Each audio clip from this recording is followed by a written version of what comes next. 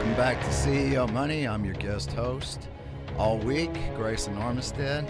And we have three guests today. T O Stanley. He is the CEO of T O Stanley Boots. T.O., how are you today? I'm fine, thank you, sir. Well, thank you for being on the show. Your bio reads like a who's who in the entertainment industry. Well, I'm flattered because I started out and still am a bootmaker. Well, how did you get the reputation as the finest bootmaker around? It's a warm story. A dear friend of mine, Bruce Weaver, used to own out west Western stores in Houston, Texas, and Wendy Ryan, who was a dear friend, owned Ryan Ranch and Saddle Supply in Fort Worth, encouraged me to get in the business. And I had been trying to make boots for some time. I couldn't please me. And Bruce said one day, T.O. said, Vince Lombardi probably never had on a football uniform. Errol Parsegan probably never had on a football uniform or were great football players, but they're two of the greatest coaches that ever lived. You know everything there is about it. You love it. Why don't you start making or training people, coaching people to make boots? And Wendy Ryan agreed, and he said there's a company in South Texas called Rios, R-I-O-S, that I'd like for you to go see if you maybe could buy them. He said, I'll buy all the boots you can make, at least for a while. And I did. I listened to friends and people that knew what they were talking about. And, right, I ended up with a company in El Paso in 1979. That was in 1963. In 1979, I heard about El Paso for sale, and I came out here and looked at them.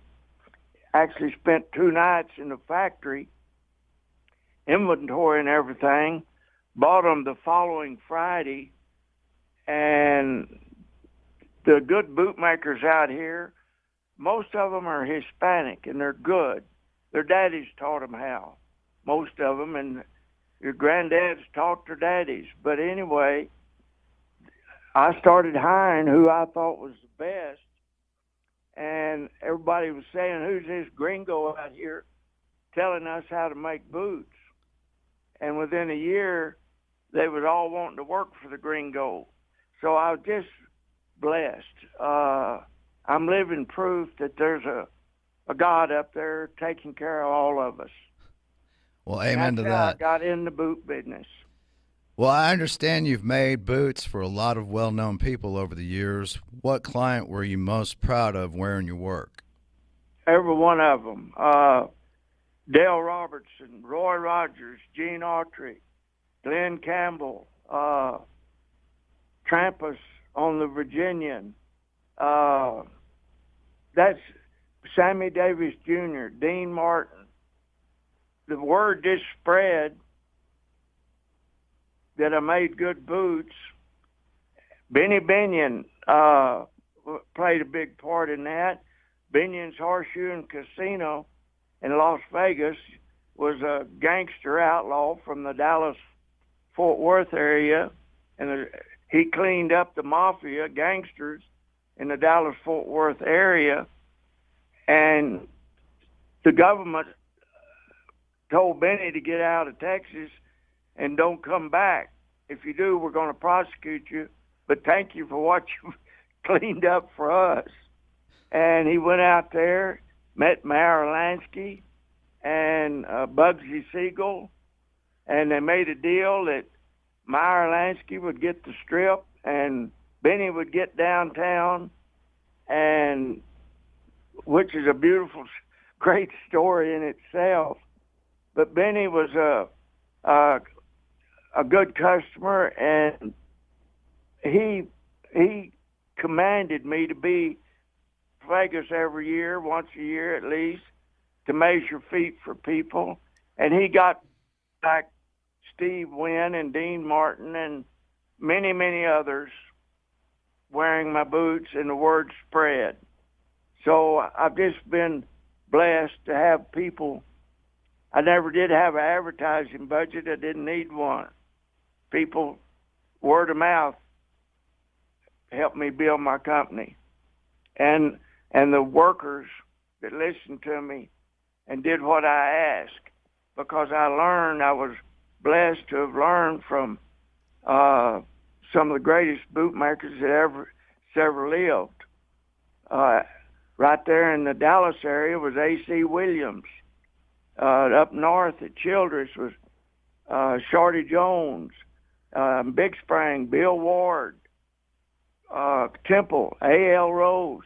These people were bootmakers, and most of all in the company Wendy and Bruce told me to go look at was Rios Boot Company, and I learned from Zeferino Rios and Antonio Sanchez. So I've been guided and blessed by friends. Well, that sounds wonderful. I can't wait to see some of your work. Talk a little bit about Mr. Kent Morgan's induction, into the Texas Cowboy Hall of Fame in 2017. Mr. Morgan was just more proof that I am blessed. My dad was killed when I was 8 years old. And I was sad talking about it, you can tell. But anyway, that was when I was 8. When I was 15, I was a lifeguard at the country club in Big Spring, Texas. And I saw a beautiful blonde-headed girl, and I asked her if she'd like to go to the movies. Back then, the movies were 9 cents. You could buy a box of Milk Duds for a nickel, I think it was. Anyway, she said, well, you have to meet my mother. I met her mother. She said, you have to meet her daddy. And I'd seen her daddy. He was bigger than John Wayne. But I said, okay. And I had just won the bull riding in Deming, New Mexico. I think that was in 57. Anyway, I went out to the ranch. Katie met me at the front door. That was the beautiful blonde, Katie Bess. She brought me into the living room and the kitchen area, and I was introduced to Mr. Morgan, along with a couple of other couples that were there. And he said, I had put on my new bull riding buckle from Deming, polished my boots, and dusted my hat off, and he was sitting in a chair. I thought I looked pretty nice. He was sitting in a chair, and he said, come over here, boy. And I walked over to him, and he stuck his hand under my belt buckle and kind of raised me up on my toes. I didn't like it one bit, but he looked at it, and he said, bull rider, huh? And set me down. And he said, you want to take my daughter out? He said, it's 6:30. Can you have her back at 7? And I asked, everybody started laughing, and I asked, could we just sit on the front porch and visit? And he said, do you want a real job? And this is at 15 years old. And I was excited because he was one of the biggest ranchers in that part of West Texas. And I said, I'll have to ask my mother.